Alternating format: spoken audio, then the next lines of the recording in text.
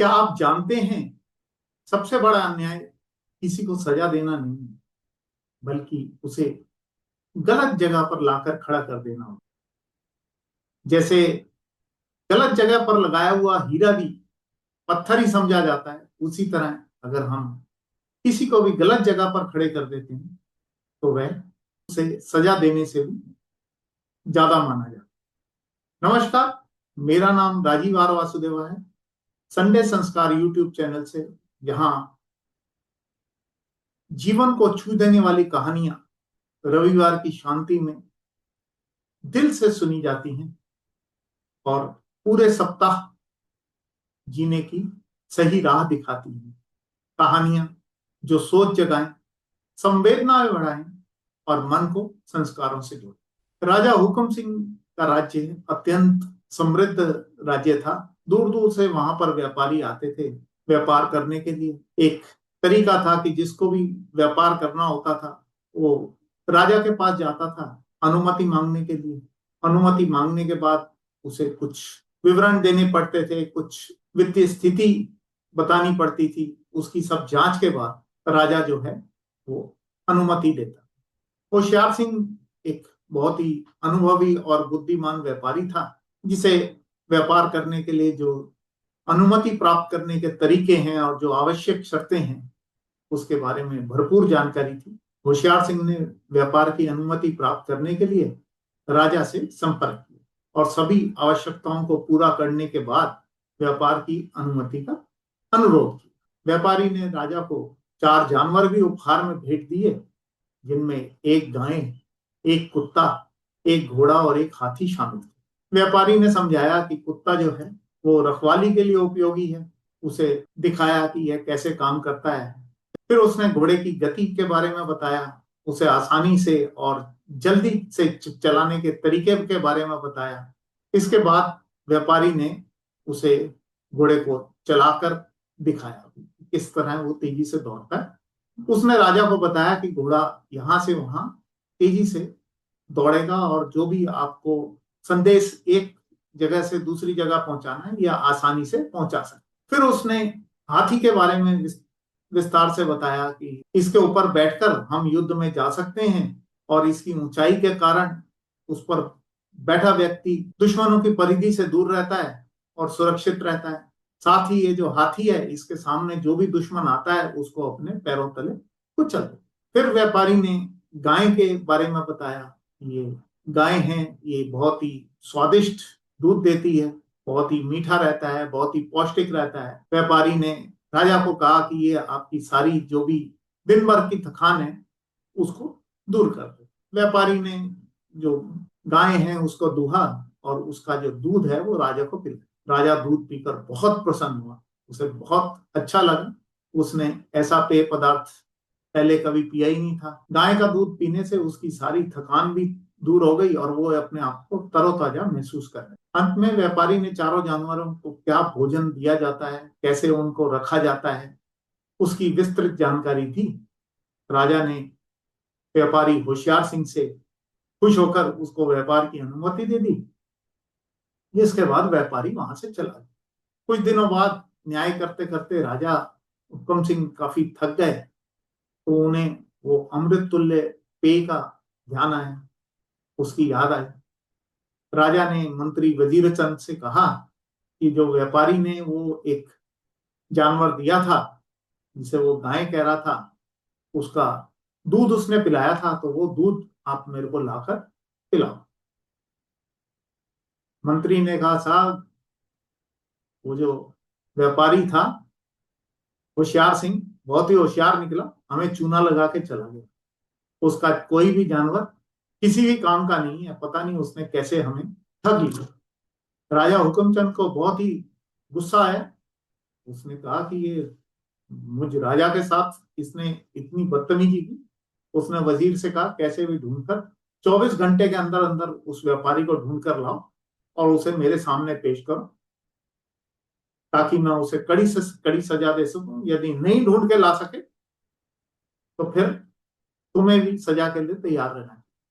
वजीर चंद ने होशियार सिंह की तलाश करवाई, उसे पता लगा यहाँ पर है, उसे गिरफ्तार करवा के राजा हुक्मचंद के पास पेश कर दी।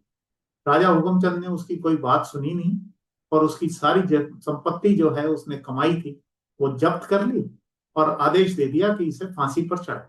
होशियार सिंह ने कहा कि हुजूर, अगर मैंने कोई अपराध किया है तो मैं अपनी सजा स्वीकार करता हूं, लेकिन मुझे बताया तो जाए कि मेरा अपराध क्या है, ताकि मैं हो सके तो खुद को निर्दोष साबित कर सकूं।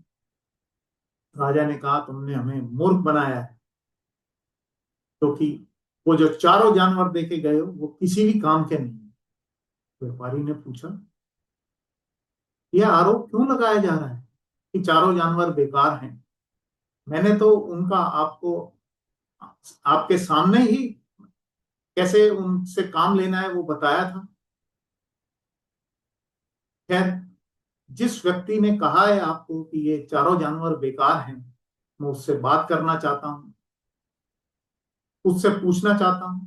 वजीर चंद जो मंत्री था, उसने अपने यहाँ के जो संसाधन मंत्री है मानव, उसको बुलाया और उससे कहा कि व्यापारी के कुछ प्रश्न हैं, उनके प्रश्नों के आप उत्तर दो। व्यापारी ने मानव से पूछा कि आप कैसे कह सकते हैं कि चारों जानवर बेकार हैं और किसी भी काम के नहीं? मानव ने उसे बताया कि गाय को पहरेदारी का काम दिया गया, लेकिन वह किसी को रोकती ही नहीं थी, कोई भी उसके सामने से गुजर जाता था, इसलिए वो बेकार है। जब आप किसी कुत्ते का दूध निकालने की कोशिश करते हैं तो वह काटने को दौड़ता है, इसलिए वो भी व्यर्थ है। घोड़ा भी किसी दुश्मन से बचा नहीं सकता, उसके ऊपर बैठकर वो तो तेजी से इधर उधर भागने लग जाता है और दुश्मन के बीच में ही ले जाके खड़ा कर देता है, इसलिए वो भी बेकार है। मानव ने आगे बताया कि हाथी बहुत धीरे धीरे चलता है, उसके साथ में जिसको भी संदेश देने भेजा वो जल्दी की जगह और लेट करके पहुंचा, उसने बहुत समय खराब किया, इसलिए तुम्हारे सारे जानवर एकदम बेकार।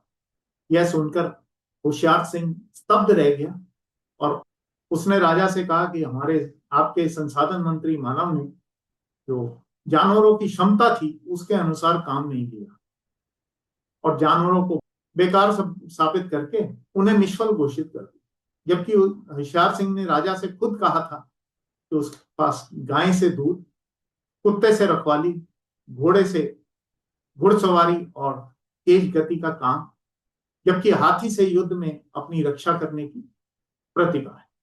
होशियार सिंह व्यापारी ने एक बार फिर राजा हुकुमचंद को सब जानवरों से काम लेने के उपयुक्त तरीके को बताया।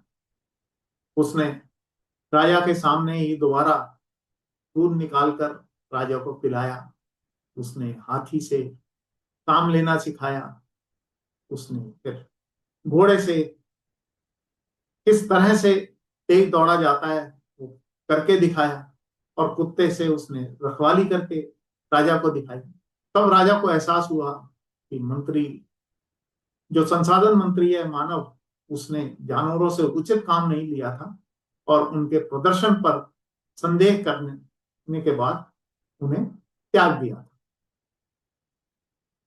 यदि हम देखें तो आज के टाइम में भी यही देखा जाता है कि जो हमारे मानव संसाधन विभाग के कर्मचारी हैं तो किसी को हटाना चाहते हैं तो उसकी क्षमता के अनुसार काम देने के बजाय उसे ऐसा काम दे देते हैं जिसकी जानकारी उसे नहीं होती।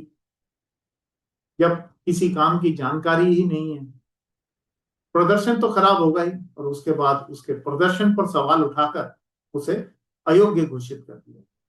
मुझे उम्मीद है आज की मेरी ये जो कहानी है ये आपको पसंद आई होगी। यदि आपको ये कहानी पसंद आई है तो इसे लाइक कीजिए। यदि आप कहीं ना कहीं इस कहानी से अपने आप को अपने कार्य क्षेत्र में जुड़ा हुआ महसूस करते हैं या आप ये समझ रहे हैं कि किसी व्यक्ति के साथ इस तरह से उसकी प्रदर्शन के अनुसार, उसकी क्षमता के अनुसार काम ना लेकर उससे प्रदर्शन की उम्मीद की जा रही है, तो इसे ज्यादा से ज्यादा उन लोगों के साथ शेयर भी कीजिए ताकि वो भी इस कहानी से कुछ सीख सकें और आवाज उठा सकें कि हमें हमारी क्षमता के अनुसार ही कार्य दिया जाए, वरना हमारा जो प्रदर्शन है वो कभी भी ठीक नहीं होगा। अगले रविवार दोपहर 2:30 पर इसी तरह की एक दिल छू लेने वाली कहानी लेकर आपसे फिर मिलेंगे। तब तक अपना ध्यान रखिए, अपनी सेहत का ध्यान रखिए, अपने परिवार का ध्यान रखिए। धन्यवाद। जय हिंद।